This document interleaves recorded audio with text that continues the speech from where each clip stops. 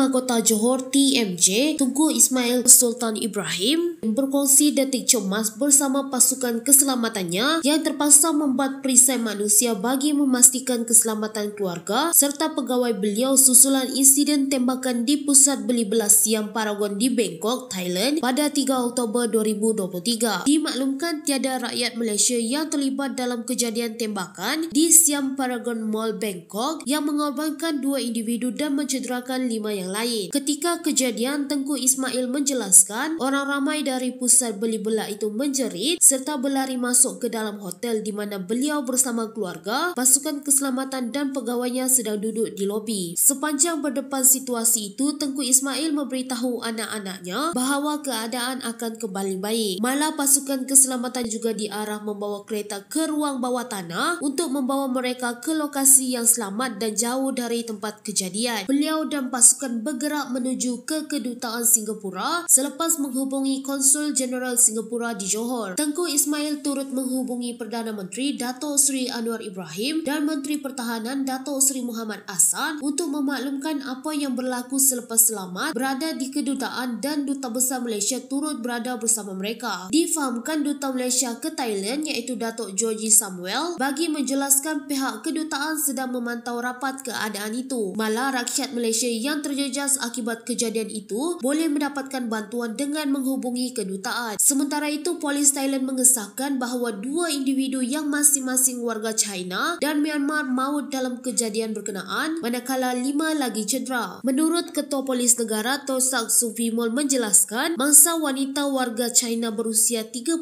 tahun maut di lokasi kejadian, manakala warga Myanmar yang bekerja di gedung membeli belah itu disahkan meninggal dunia ketika menerima rawatan di hospital. Tambahnya lagi, mangsa yang cedera terdiri daripada seorang warga Laos dan China, manakala 3 lagi rakyat tempatan dan kesemua mangsa menerima rawatan di hospital. Susulan daripada itu, polis telah menahan seorang suspek berusia 14 tahun di tingkat 3 pusat beli belah itu dan suspek disyaki mempunyai sejarah masalah kesihatan mental. Dalam pada itu, Suvimol memaklumkan bahawa ibu bapa suspek sudah pun dimaklumkan mengenai kejadian dan ketika ini pihaknya masih menjalankan siasatan bagaimana suspek mempunyai akses terhadap senjata api yang digunakannya. Namun memandangkan kes ini masih dalam siasatan, beberapa maklumat tidak dapat didedahkan dan pihak mereka sedang mengambil langkah yang sewajarnya. Ini kerana keutamaan kerajaan ketika ini adalah untuk memastikan keselamatan rakyat Thailand dan warga asing serta memastikan tragedi seperti itu tidak berulang pada masa hadapan. Kejadian berbahaya boleh terjadi pada bila-bila masa. Apapun diharapkan agar sentiasa berhati-hati walau di mana jua anda berada.